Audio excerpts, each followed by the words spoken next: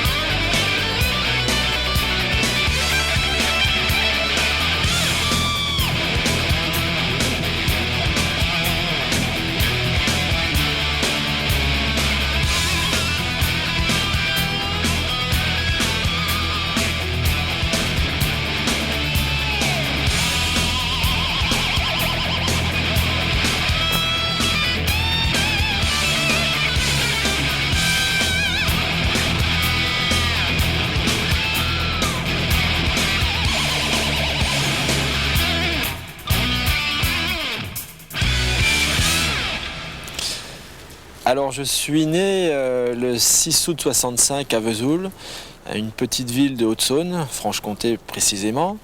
Je suis marié depuis 1988 à Corinne. J'ai 2 enfants, Nicolas qui a 7 ans et demi et Mélanie qui a 4 ans et demi. Je suis venu à l'enduro grâce à mon père. Mon père est un passionné de sport mécanique et donc au moment où il pratiquait le trial, il m'a offert ma première machine, c'était une moto de trial d'ailleurs, et à 8 ans j'ai eu ma première machine. J'ai roulé très régulièrement, pas en compétition, mais très régulièrement pendant 7-8 ans.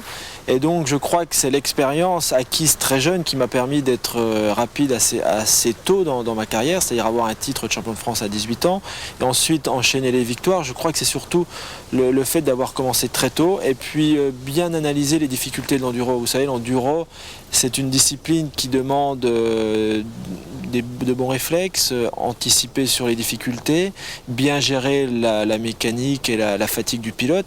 Et c'est quelque chose que j'ai réussi à faire grâce à l'expérience. Et maintenant, ça a payé très rapidement. C'est-à-dire qu'à 22 ans, j'avais déjà atteint un niveau supérieur à la moyenne. Dans les années 85, 6 et 87, j'ai vraiment forcé sur les doses d'entraînement. C'était quotidien, de la pratique de la moto tous les jours, du sport. Et puis depuis quelques années, je gère un peu différemment donc cet entraînement. J'ai acquis une très bonne technique et maintenant il faut seulement entretenir cette technique et cette condition physique. J'ai eu, je crois, une bonne dizaine de titres de champion de France d'enduro. J'ai été champion du monde cette année en 250. J'ai gagné 5 fois les 6 jours en individuel en catégorie scratch. Puis bien sûr beaucoup de victoires en rallye africain. J'ai gagné 5 fois le Dakar, j'ai gagné 2 fois le rallye de Tunisie, le rallye d'Atlas, le rallye de Dubaï. J'ai gagné quasiment tous les rallyes qui existent. La course qui m'a vraiment fait le plus plaisir a été la première victoire au Dakar en 91. C'était une course qui me tenait très à cœur. Ça faisait longtemps que je courais après cette victoire sans pouvoir l'accrocher, donc je l'ai vraiment beaucoup apprécié. Autrement, le titre qui m'a fait le plus plaisir en enduro, ça a été le titre cette année de champion du monde en catégorie 250, qui correspondait au scratch en même temps. Et c'est un titre qui manquait complètement à mon palmarès, et en plus ça a été un titre qui a été très dur sportivement, ça s'est battu vraiment jusqu'à la fin, jusqu'à la dernière manche, et donc forcément ça a été avec beaucoup de plaisir que j'ai décroché ce titre. Je pense être capable de rouler au meilleur niveau encore 3 ou 4 ans et jusqu'à la limite de l'âge pour être vétéran et après on verra.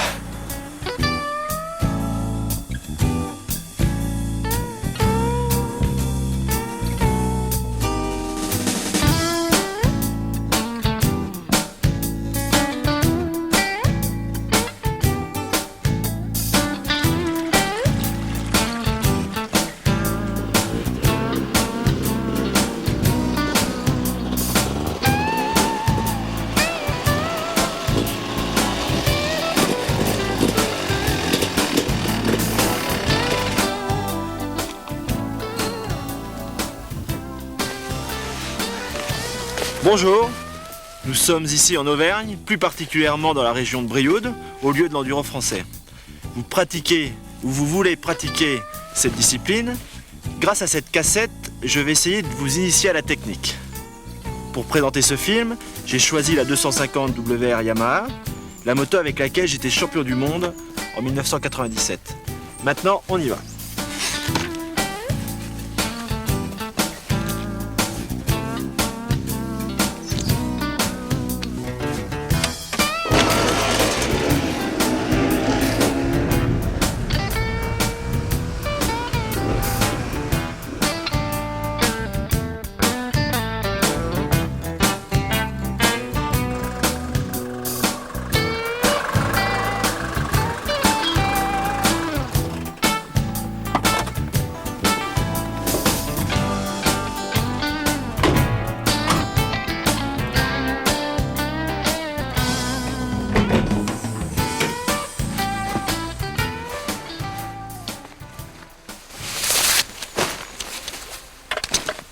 Voilà, nous sommes ici pour préparer la moto avant la course. Vous savez qu'avant chaque course d'enduro, il est nécessaire de faire quelques réglages.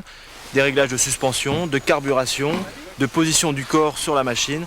C'est Michel Collot, mon mécanicien depuis 10 ans chez Yamaha, qui va vous détailler les différents contrôles et réglages de la moto avant chaque départ. Je vais vous parler de l'entretien périodique d'une moto quand vous voulez l'utiliser pour de la balade ou de la compétition. La chose la plus importante, c'est le filtre à air. Il se trouve sous la selle de la moto. Et c'est un élément qu'il faut absolument surveiller et nettoyer à chaque sortie obligatoirement. Deuxième élément, la chaîne. Il est très important de la graisser à chaque sortie, comme ceci. Troisième élément, l'allumage. Encore une pièce qu'il faut démonter à chaque lavage de la moto, car souvent l'humidité rentre à l'intérieur du carter. 5 vis à démonter et on laisse sécher. Autre élément à surveiller, le carburateur, qu'il faut nettoyer à chaque lavage de la moto. Maintenant les plaquettes, encore un élément à vérifier, surtout l'usure. Nous allons maintenant régler la position de conduite de la moto. Vous savez que quand la moto arrive chez le concessionnaire, le guidon n'est pas forcément réglé au bon endroit. Donc moi j'ai un petit truc pour ça. Tout d'abord on débloque bien sûr les 4 boulons, ensuite je ferme les yeux, je bouge le guidon et au moment où je sens ma position naturelle des bras, à ce moment-là on resserre les 4 boulons et j'ai trouvé ma bonne position. Il faut aussi régler l'inclinaison des leviers pour avoir le bon doigté sur ces 2 poignées. Une chose très importante maintenant, la carburation. Vous savez que les motos sont livrées en général pour rouler dans une altitude moyenne entre 200 et 500 mètres. Si vous avez l'occasion de faire soit une course ou soit une balade dans des conditions extrêmes, c'est-à-dire soit en montagne ou soit au niveau de la mer, à ce moment-là, il faudra changer les réglages de carburation, c'est-à-dire changer les gicleurs. Nous allons parler maintenant de la suspension. Vous savez que la moto, lorsqu'elle est livrée chez un concessionnaire, est prévue pour un pilote pesant environ 70 kg. Si vous êtes beaucoup plus lourd ou beaucoup plus léger, il sera peut-être nécessaire de changer de dureté de ressort. Là, votre concessionnaire pourra vous conseiller. Une fois que vous avez défini la bonne dureté de ressort, il va falloir procéder à un réglage très précis de ce ressort. Donc Michel va prendre la dimension entre l'axe de roue arrière et le garde-boue, en ayant la moto détendue complètement sur la béquille. Nous enlevons la moto de la béquille. Je monte dessus. Et une fois la suspension comprimée, la mesure va être prise par Michel et nous devons trouver 100 mm de moins qu'à la première mesure. On peut compléter le réglage de la suspension à l'aide de cette petite vis. C'est-à-dire que si on veut avoir une moto très confortable, on dévisse cette petite vis. Si on veut avoir une moto qui accepte de gros chocs et de gros sauts, on resserre cette petite vis. Vous savez que le pneu est le seul lien entre la machine et le sol. Donc il est très important d'utiliser un pneu performant. Michelin est depuis environ 10 ans leader dans la catégorie pneumatique enduro. Michelin a réussi à fabriquer un pneu très polyvalent sur tout type de terrain, qui respecte en plus les normes d'homologation, c'est-à-dire qu'on peut rouler sur la route avec. Ce sont des pneus aussi qui ont des crampons pas très importants pour ne pas dégrader le terrain. En compétition, on peut utiliser des bimous, ce sont des pneus increvables. Seul Michelin a le secret de ce pneu, ça remplace complètement la chambre à air par un boudin de mousse. Pour ceux qui n'ont pas la possibilité d'utiliser ces bimousses, il faudra régler la pression des pneus à environ 1 kg. Dernière chose avant de partir, je vais vous présenter l'équipement pour faire de l'enduro. Donc il faut bien sûr s'équiper et surtout se protéger. On va commencer le casque qui répond aux normes d'homologation. Bien sûr un casque de préférence avec une protection de la mâchoire. Alors la mentonnière sur un casque, c'est très bien de l'avoir parce qu'elle permet en cas de choc de servir de fusible pour ne pas avoir le coup du lapin. Une paire de lunettes qui va vous protéger des projections de boue. Ensuite, vous prenez un maillot classique d'enduro ou de motocross. Par-dessus, une protection à pare-pierre qui protège bien sûr l'abdomen et le dos. S'il ne fait pas très chaud, on prend une veste, de préférence imperméable. Nous allons mettre le pantalon, mais avant de mettre le pantalon, on va mettre des protèges tibias, des coquilles qui protègent les genoux et les tibias. Les bottes, bien sûr, qui sont renforcées avec des protections en bout, des protections de tibia aussi pour ne pas se casser le pied. Type de gants, des gants plus ou moins étanches, ceux-ci sont des gants pour rouler par temps sec.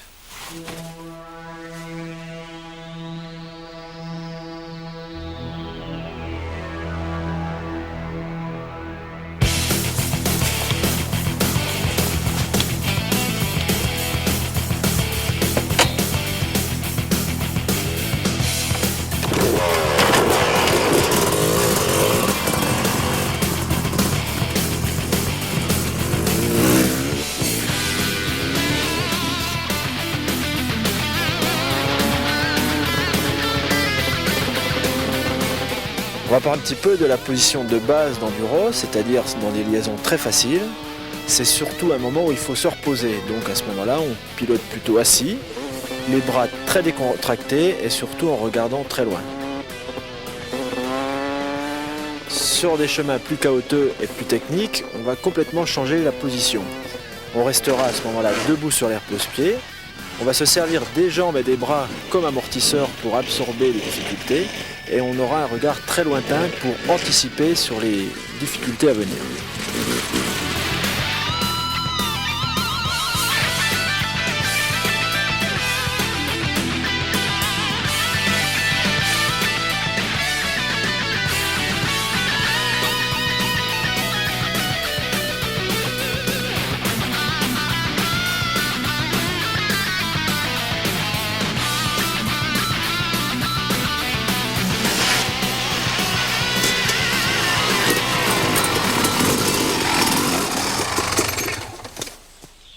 Ici on rencontre une petite marche très courte, donc une montée un peu abrupte, et qui va demander bien sûr une technique un peu particulière. Alors je vous explique en 3 points. La prise d'élan sur ce genre d'obstacle, la prise d'élan est très importante. Ici on a la chance d'avoir un terrain très plat, donc on va en profiter pour mettre un bon coup de gaz ici, pour se présenter dans la difficulté. À ce moment-là, dans la difficulté, bien sûr, le corps va avoir une importance primordiale. Il va falloir basculer le corps complètement sur l'avant de la machine, c'est-à-dire pratiquement avoir le buste contre le guidon.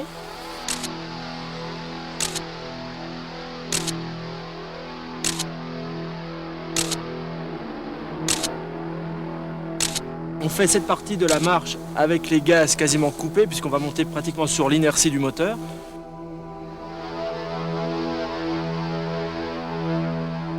Troisième partie, on reprend l'adhérence au-dessus de la marche, donc sur une petite montée légère, mais bon, un terrain très friable, donc une adhérence précaire. Et là, il va falloir reprendre l'adhérence très progressivement. Une chose à ne pas oublier, toujours avoir 2 doigts sur l'embrayage parce que lorsqu'on va se présenter dans cette difficulté, au moment où on va retomber, on va se repositionner au-dessus de la marche, on va avoir tendance à caler. Donc gardez toujours 2 doigts sur l'embrayage. Alors maintenant nous sommes face à la marche mais cette fois-ci en descente. Donc là c'est pareil, une technique bien particulière. Déjà comme c'est une marche qui est assez abrupte, il faut vraiment descendre ça très lentement. Donc la position du corps va avoir beaucoup d'importance, les freins vont avoir beaucoup d'importance. C'est-à-dire nous allons arriver très lentement devant la marche. Au moment où nous allons engager la moto dans la descente, on va positionner le corps très en arrière, c'est-à-dire les fesses vont toucher carrément le garde-boue arrière. Surtout, il ne faut pas toucher le frein avant au moment où on s'engage dans la descente parce que là, on risque de bloquer la roue. Et une fois qu'on a terminé cette descente, on ressaisit les freins et on arrête, on ralentit la machine seulement une fois la moto à plat. Parce qu'il faut bien reconnaître que là, si on fait une mauvaise manœuvre, on risque de basculer sur l'avant et se faire très mal. Donc il faut quand même être très délicat au niveau du freinage. Dans la phase d'approche, je ne donne pas de coup de gaz superflu. Ici, la prise d'élan est très courte, d'où l'importance de se positionner bien dans l'axe. Notez que la compression de l'amortisseur contre la marche permet de bénéficier de sa détente pour le franchissement. Donc, ne le réglez pas trop dur. Pour la descente, maîtrisez votre vitesse jusqu'au seuil de la marche. Côté trajectoire, restez bien en ligne dans l'axe de la difficulté. Le déplacement du corps vers l'arrière s'opère immédiatement jusqu'au contact du garde-boue arrière.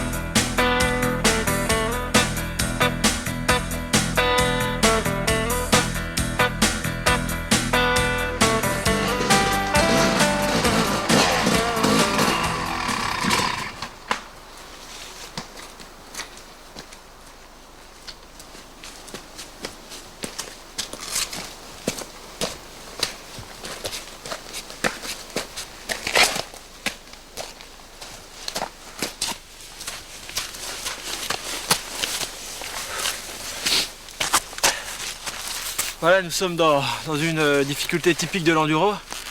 Alors là, nous sommes face à une grande montée très longue et puis elle est entrecoupée, le piège c'est que c'est entrecoupé de grosses ornières ravinées par la pluie. Donc la technique va consister dans ce cas-là à essayer de prendre le maximum de vitesse en bas, beaucoup d'élan, essayer de garder bien sûr une vitesse constante tout au long de la montée. Il faut rester bien sûr aussi le plus souvent possible, tant qu'on peut garder l'équilibre, il faut rester debout sur les repose-pieds, bien en appui sur les repose-pieds pour avoir le maximum de motricité. Et en plus de tout ça, il faut garder une accélération très linéaire. Essayez de ne pas perdre de vitesse et regarder les gars jusqu'en haut. Et normalement, vu la pente, ça devrait pouvoir se franchir sans trop de problèmes.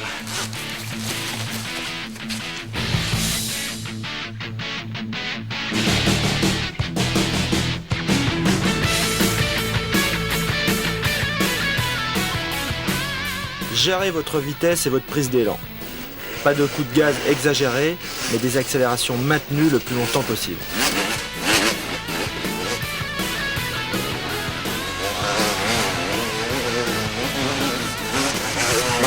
Le regard est capital pour choisir la meilleure trajectoire ou le sol le plus porteur.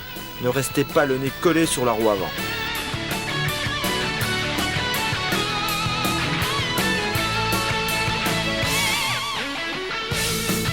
Les jambes sont fléchies. Bien sûr, la position assise est déconseillée. Le buste est très près du guidon, la tête est presque au-dessus du garde-boue avant.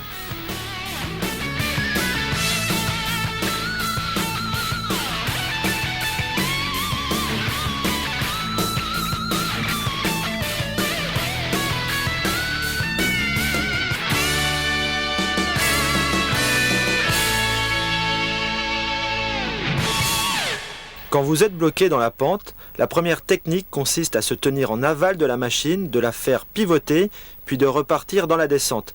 Mais il existe une autre technique. Vous êtes bloqué dans une côte, ce qui peut forcément arriver à tout le monde. Alors la technique pour repartir, c'est mettre beaucoup de poids sur l'arrière, c'est-à-dire sur la roue arrière motrice. Donc il faut s'asseoir à l'arrière de la selle, céder pour redémarrer des pieds, Et une fois qu'on a pris un peu de vitesse, essayez de se remettre debout le plus tôt possible, tout en appuyant très fort sur les repose-pieds pour avoir une très bonne motricité et prendre de la vitesse pour filer jusqu'en haut. On va essayer.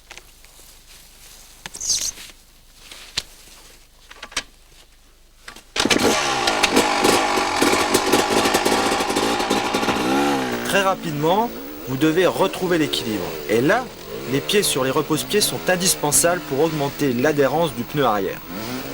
Dosez vos coups de gaz, exploitez tous les reliefs du terrain pour poursuivre votre progression. Dernière recommandation, ne vous crispez pas au guidon, restez le plus souple possible. Le buste, les épaules doivent rester mobiles.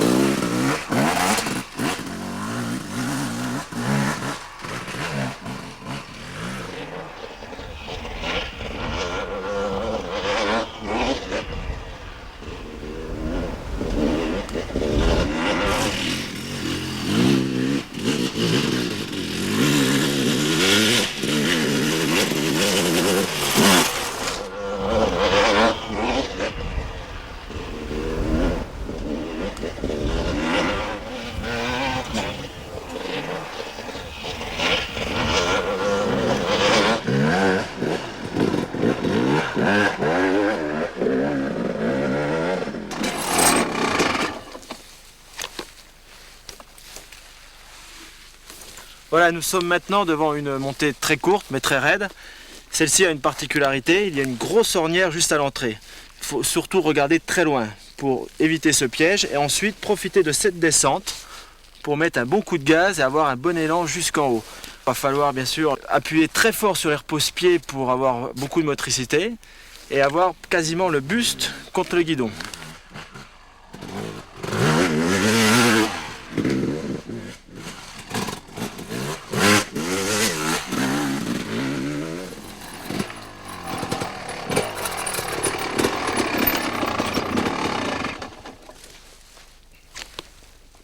Devant une descente courte, il va falloir appliquer une technique très particulière.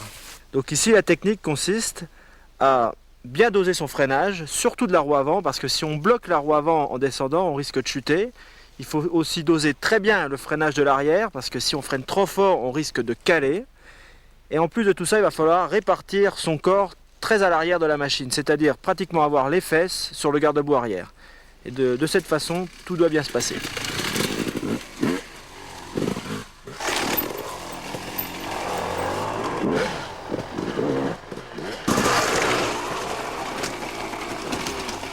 Alors dans une descente légèrement pierreuse, la technique consiste en fait à ne pas se crisper. Il faut surtout laisser libre la moto entre les jambes, donc écarter légèrement les jambes, ne pas la serrer. Et puis surtout bien doser le freinage, puisque c'est toujours pareil, dans chaque descente, il ne faut pas trop freiner du frein avant, on risque de bloquer la roue avant et à ce moment-là de tomber. Donc la position du corps, comme dans toutes les descentes, elle est légèrement sur l'arrière de la moto. Mais il ne faut pas à ce moment-là avoir les fesses qui touchent le garde-boue, comme c'était le cas dans la marche.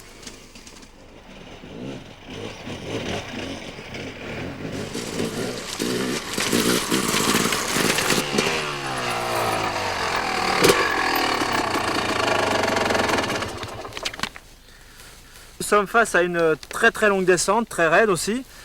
Donc bien sûr, pour ne pas se faire piéger dans ce genre de difficulté, il va falloir surtout faire très attention au freinage. Donc bien répartir le freinage entre le frein avant et le frein arrière. Si vous freinez trop fort de l'avant par exemple, vous allez bloquer la roue et tomber. Donc forcément, il va falloir faire très attention à ça. Ensuite, il y aura la position du corps, c'est-à-dire qu'il va falloir quasiment avoir les fesses sur le garde-boue arrière. Et surtout, regarder aussi très loin dans le sens de la descente pour éviter tous les pièges qu'on peut rencontrer. Racines, ornières et pierres. Donc on y va.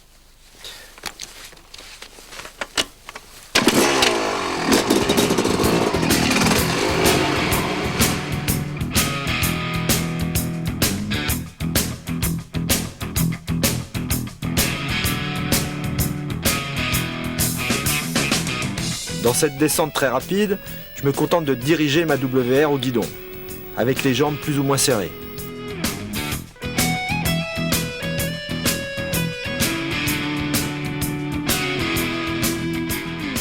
Le regard, comme toujours, se porte sur la prochaine difficulté pour évaluer la meilleure trajectoire et adapter la vitesse.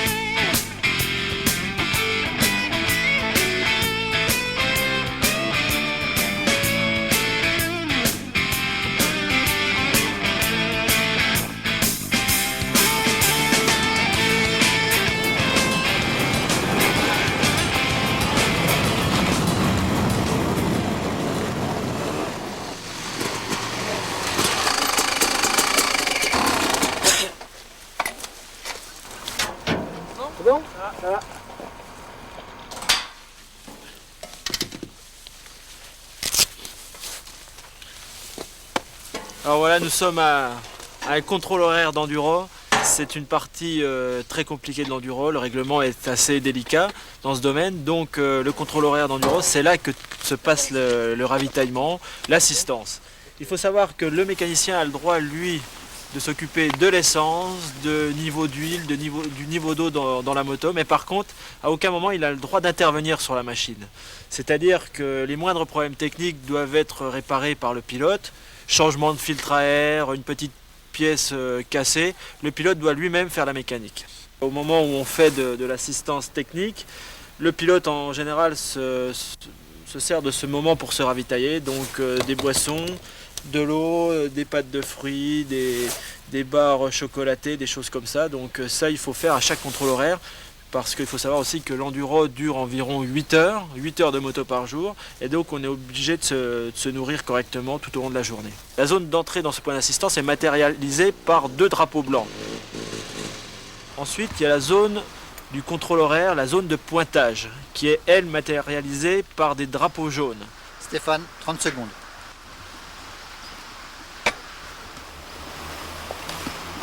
10 secondes. À ce moment-là, dès qu'on l'a franchi, on doit donner son carton et pointer à l'heure idéale. L'heure idéale, bien sûr, c'est un temps donné par l'organisateur et on a, par rapport à ce temps idéal, on a des tolérances. 1 minute de tolérance avant l'heure idéale et 1 minute de tolérance après l'heure idéale. Donc ça nous laisse un peu de temps pour aller pointer.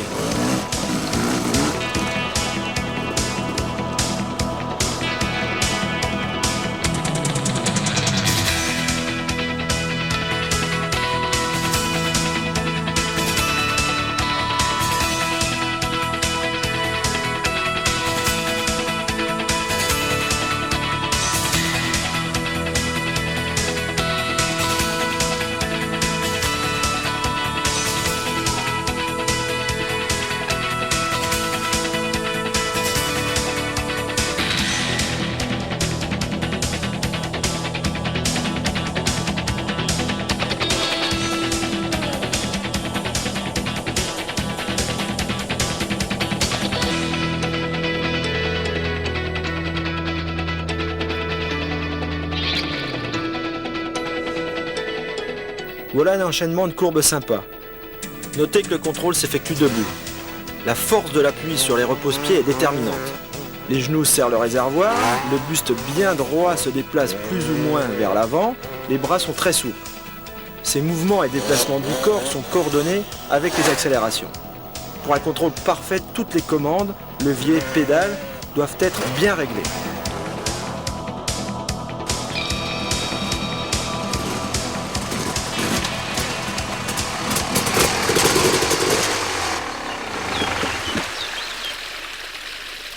Nous sommes maintenant face à un cours d'eau. Vous Vous savez que c'est pas en traversant un gué qu'on peut gagner une course, par contre il est très facile de la perdre à cet endroit. Les cours d'eau sont souvent glissants, il y a beaucoup de pierres sous l'eau donc on ne les voit pas, donc il faut toujours faire très attention. Celui-ci va être très facile à franchir, il suffira de vous mettre bien en équilibre sur la machine, les deux pieds sur les repose-pieds et avec un léger filet de gaz, traverser cette petite rivière.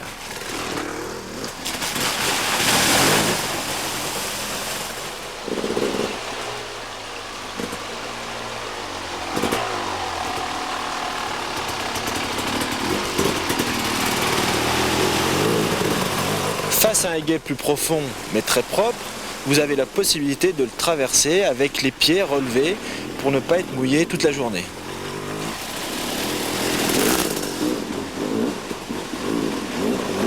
Devant un gué beaucoup plus piégeux, avec des pierres au fond, avec de la mousse, avec des racines, il sera vraiment très prudent d'avoir les pieds sur les repose-pieds, mais prêt à réagir très vite, c'est-à-dire prêt à mettre les pieds dans l'eau pour se rééquilibrer.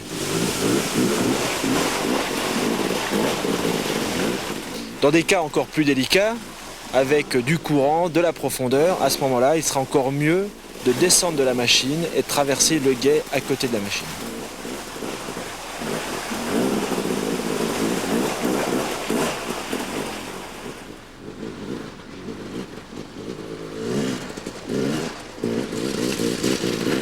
Alors voici une nouvelle difficulté de l'enduro, un léger pierrier, c'est plus précisément un lit de rivière, on roule donc dans des galets, des grosses pierres.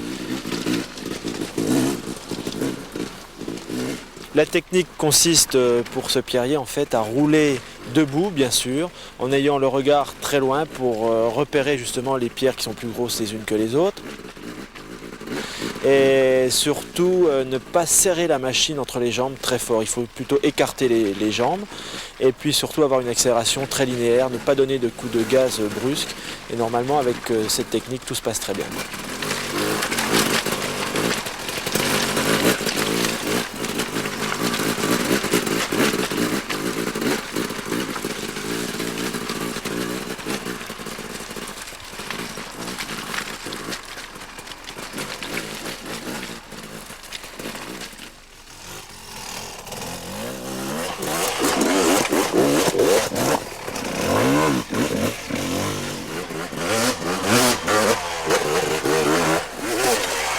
Le franchissement des racines.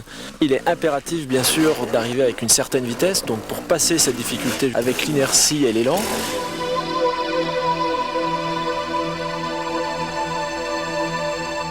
Pour franchir la racine, bien sûr, il faut donner un bon coup de gaz, légèrement cabrer la roue avant.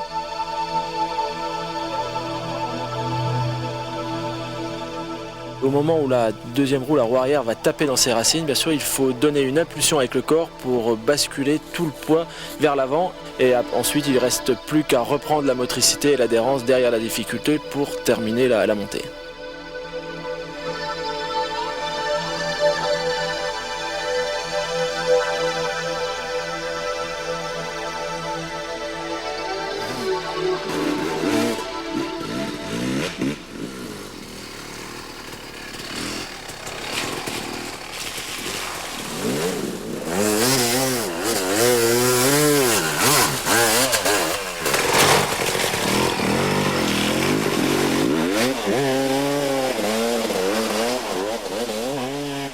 Pour traverser un bourbier, je crois qu'il est très important de marquer un temps d'arrêt avant de s'élancer, choisir la bonne trajectoire, l'endroit où le bourbier est le moins profond. Ensuite, une fois que vous êtes élancé et que la moto commence à s'enfoncer, il faut essayer de garder les gaz ouverts pour essayer de s'en sortir le plus rapidement possible. Par contre, il est vrai que si vous enfoncez de plus en plus, il ne faut pas trop insister parce que si vous insistez, vous allez être englué dans la boue et à ce moment-là, ça va être très compliqué pour s'en sortir.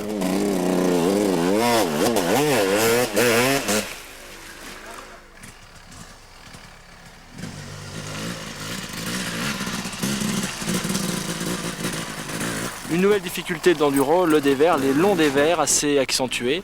Donc là, la technique est encore très particulière et surtout la répartition du poids du corps sur la machine.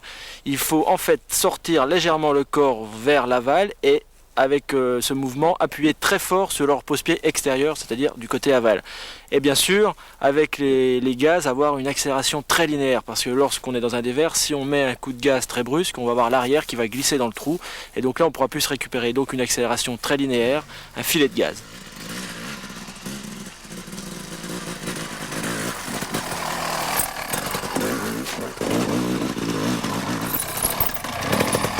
Les virages en dévers, donc il va falloir se présenter en dosant très bien les freins, donc pas trop freiner de l'avant pour ne pas bloquer la roue, pas trop de l'arrière et surtout 2 doigts sur l'embrayage bien sûr pour ne pas caler. Au moment du virage en lui-même, on appuie bien sûr tout le poids du corps sur le repose-pied aval et au moment où on commence à remonter la pente, et là bien sûr il faut avoir une accélération très douce, très linéaire et surtout ne pas donner le grand coup de gaz parce que c'est dans ces conditions qu'on perd l'adhérence. Donc très doux, c'est ça le plus important.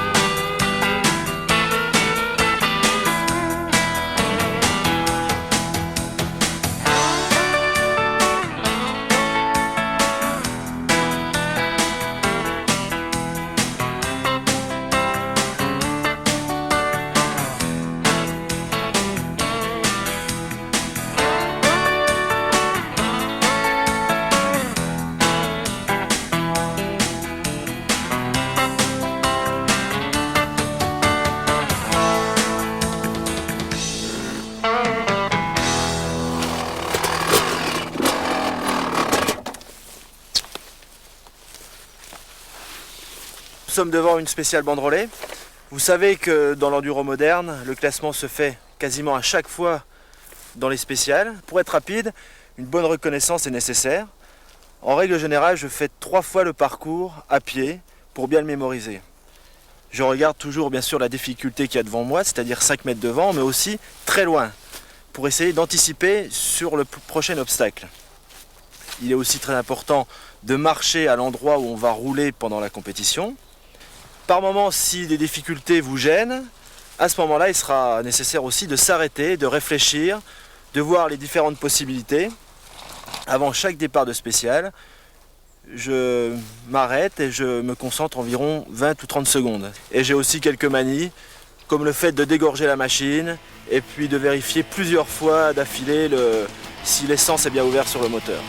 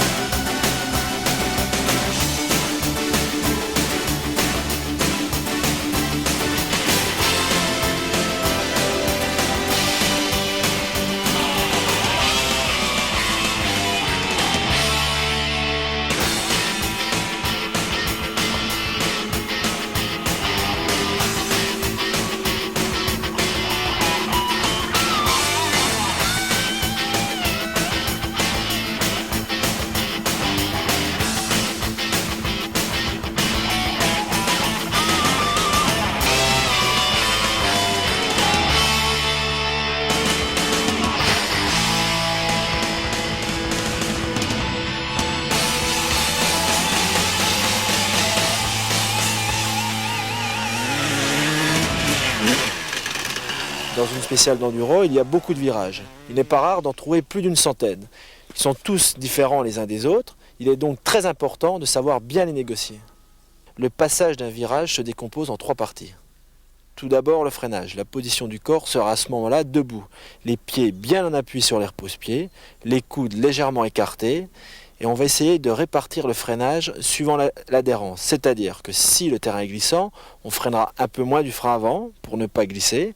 Si le terrain est sec, par contre, on va pouvoir se permettre de freiner et de ralentir la machine 75% sur le frein avant et 25% sur le frein arrière. Ensuite, on relâche les freins, puis on s'assoit très à l'avant sur la selle. On tend à ce moment-là la jambe qui va nous servir de balancier d'équilibrage pour ne pas chuter. La jambe, elle, qui reste sur la moto, va appuyer énormément sur le repose-pied extérieur afin qu'on ait le maximum d'adhérence. Ensuite, la jambe que vous aviez tendue, remettez-la le plus vite possible sur le repose-pied en appuyant bien fort dessus pour avoir le maximum de motricité jusqu'à la sortie de la courbe.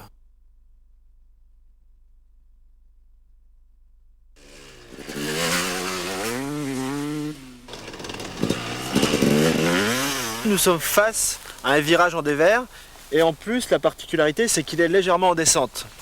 Donc ici il va falloir exploiter le maximum la largeur de la piste, c'est-à-dire que vous allez vous présenter pour votre partie du freinage à l'extérieur du virage, c'est-à-dire contre les banderoles. Vous allez ensuite venir rejoindre l'intérieur du virage en vous positionnant à ce moment-là assis sur la machine et passer à environ 1,50 m du piquet qui marque l'intérieur du virage. En étant assis, vous allez tendre la jambe gauche pour vous rééquilibrer et bien appuyer sur la jambe droite pour avoir le maximum de motricité. Ensuite, nous arrivons dans la partie où il va falloir réaccélérer. Donc il y a toujours un peu de pente. Donc il va falloir accélérer progressivement parce que si vous accélérez brusquement, la moto va décrocher, vous allez partir dans une grande glissade et perdre du temps. Donc à cet endroit, il va falloir commencer une réaccélération très linéaire jusqu'au prochain virage et ensuite enchaîner.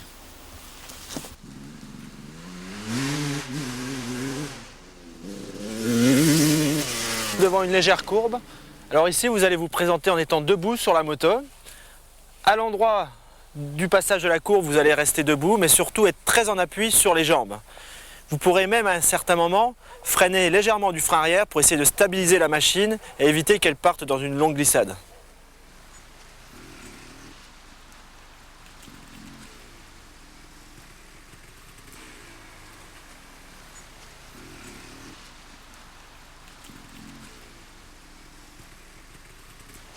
Devant une grande courbe, il serait intéressant d'utiliser toute la largeur de cette piste et d'avoir donc une trajectoire plutôt coulée. La position des pieds et du corps sera la même que pour un virage traditionnel. Il sera très important, surtout à la sortie du virage, de s'écarter légèrement pour pouvoir réaccélérer très en ligne et passer juste le long du piquet. En enduro, vous savez que le choix de la trajectoire est très important si vous voulez faire de bons temps. Ici, nous avons une piste très large, donc nous avons la possibilité de passer à plusieurs endroits. Dans ce cas précis, il faudra passer à l'extérieur du virage et à un certain moment même avoir les roues sous la banderole pour exploiter toute la largeur de la piste.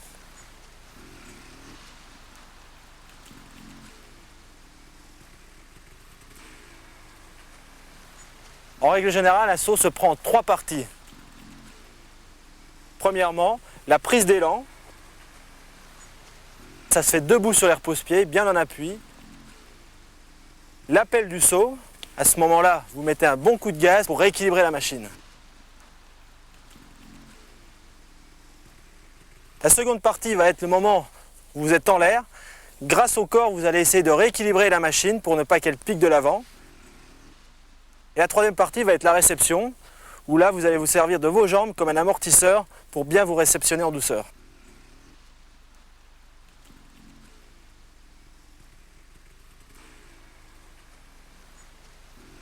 Maintenant, nous sommes face au même saut, mais cette fois-ci en descente. La technique est quasiment la même. La prise d'élan, debout sur les repose-pieds, on met un coup de gaz au moment de sauter. En l'air, le corps va nous servir à rééquilibrer la machine. Et au moment de la réception, c'est les jambes qui vont vous servir d'amortisseur. Une petite chose en plus, on va mettre un petit coup de gaz au moment de la réception pour repartir plus vite.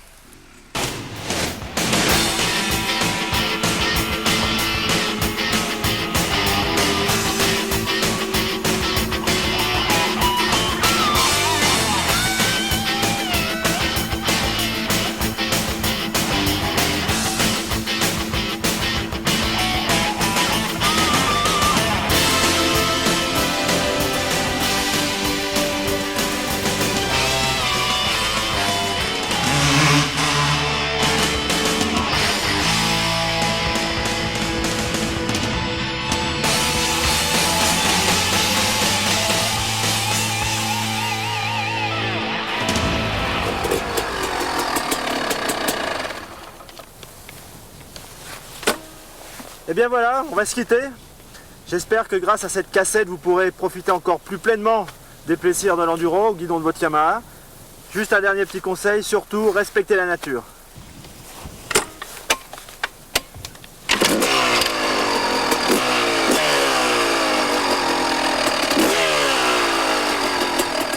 Avant de se quitter, nous allons vous présenter en action la WR 400F et l'YZ 400F.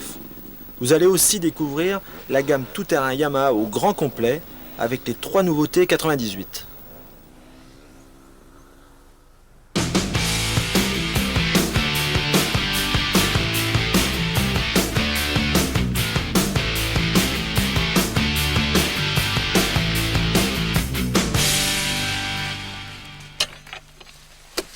Nous sommes sur un terrain de motocross, c'est en règle générale ici que je m'entraîne pour l'enduro. Ici on retrouve tous les obstacles qu'on peut avoir en enduro dans les spéciales.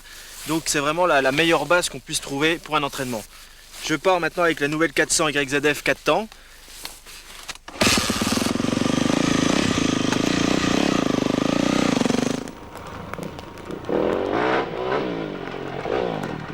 Les avantages d'un 4 temps, c'est d'avoir un moteur très facile à utiliser et très linéaire, c'est-à-dire beaucoup plus de puissance à bas régime, avec une arrivée de la puissance très facile à dompter. Donc il faut utiliser plus les bas régimes, je dirais, avec un 4 temps qu'avec une moto 2 temps.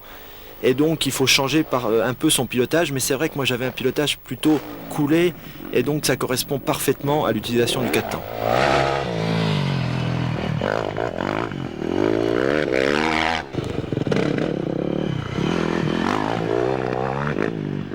Les principales qualités de l'YZ 400F que j'ai piloté à Ambert sont bien sûr la vivacité du moteur. On a une cylindrée de 400 cm3 qui est parfaite pour l'utilisation en motocross. C'est un moteur qui est très vif depuis les plus bas régimes et qui monte très haut dans les tours. Donc ça permet de sortir des virages avec une poussée impressionnante et une facilité d'utilisation remarquable. Au niveau châssis, on a des suspensions qui sont très bien adaptées au motocross, qui permettent d'encaisser des très gros sauts, des très gros chocs, et aussi une suspension qui est très bien faite pour les petites bosses. Donc au niveau motricité dans les trous, on a quelque chose de confortable et qui donne une meilleure traction.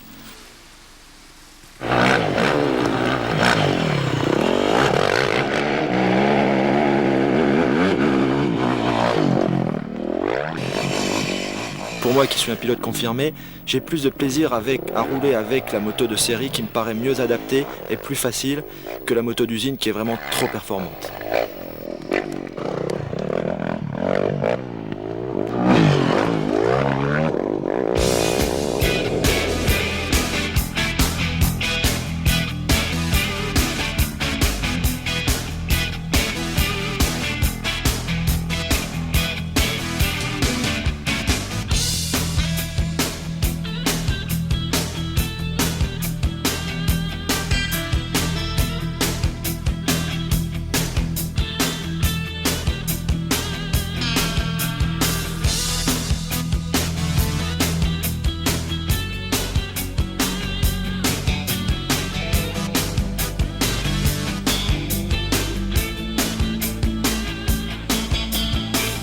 La WR400F offre énormément de motricité grâce à son moteur très linéaire. Ça sera forcément un avantage primordial en enduro. Pour piloter une 400 WRF 4 temps, il va falloir changer de pilotage par rapport à la 250. Il va falloir utiliser la courbe de puissance au mieux c'est-à-dire que dès les plus bas régimes, le moteur va nous emmener, donc il va falloir profiter de cet avantage. En plus, le poids de la machine est que de 3 kg supérieur à une WR 250, donc on n'a aucun problème d'adaptation au niveau du poids. Pour utiliser les premières fois la 400 WRF, il va falloir prendre son temps, il va falloir apprécier les qualités. Et je crois que tous les utilisateurs vont s'adapter assez facilement parce que je dois reconnaître que cette moto est d'une facilité d'utilisation remarquable. Que ce soit pour faire de la balade ou de l'enduro à haut niveau, ça va être une moto très facile.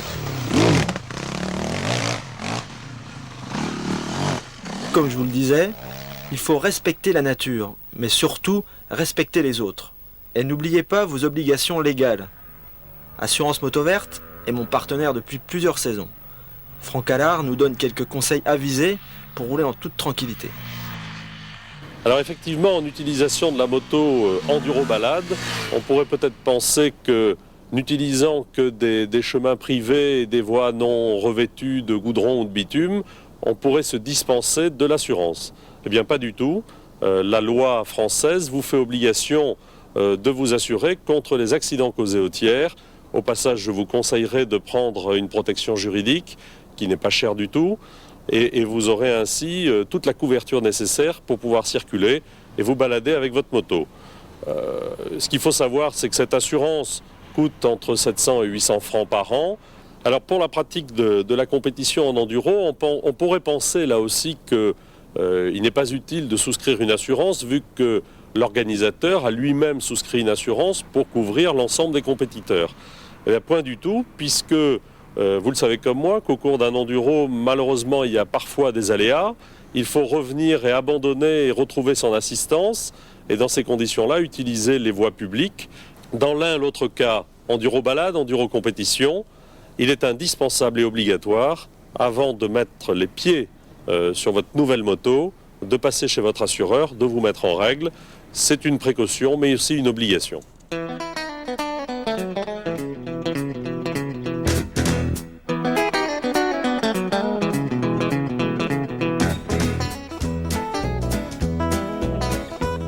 La WR 125 est le passage obligé avant de monter en gamme. Le développement de la WR est calqué sur l'YZ, championne du monde 125.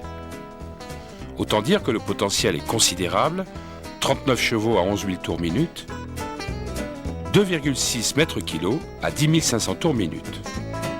La légèreté, l'allonge du moteur sont des atouts précieux pour ne pas trop tirer sur les bras. Le monocylindre, refroidi par eau, est à la fois plus performant et plus fiable. La WR 125 sera commercialisée et homologuée en version MTT1. Dans sa version enduro, on retrouve tous les équipements, y compris le rotor d'allumage plus puissant.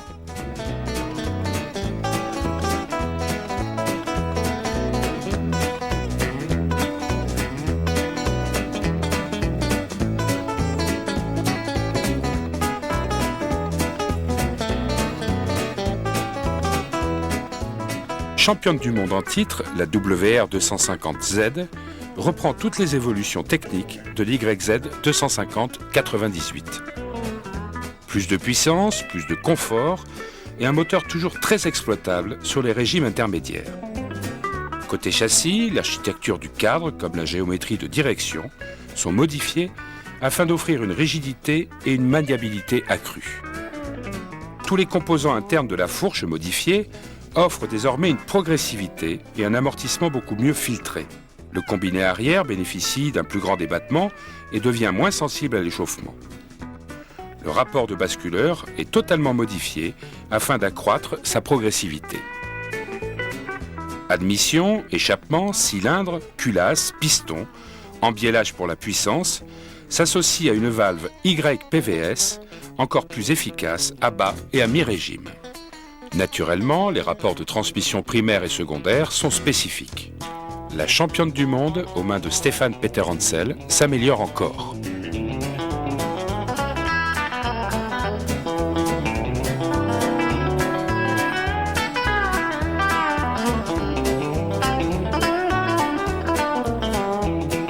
La machine d'initiation par excellence, capable de se jouer d'un embouteillage ou de venir à bout d'un bourbier. Souple, confortable, silencieuse, bien équipée, la TTR 250R est la parfaite synthèse d'un trail et d'une pure enduro. Avec elle, on passe de l'apprentissage du tout-terrain au pilotage en éprouvant la même facilité de conduite. Monocylindre 4 temps, refroidi par air, double arbre à cam en tête, 4 soupapes, 30 chevaux à 8500 tours minute, 2,8 mètres-kg à 7000 tours minute, boîte 6 vitesses. L'équipement de la TTR 250R est complété par un démarreur électrique.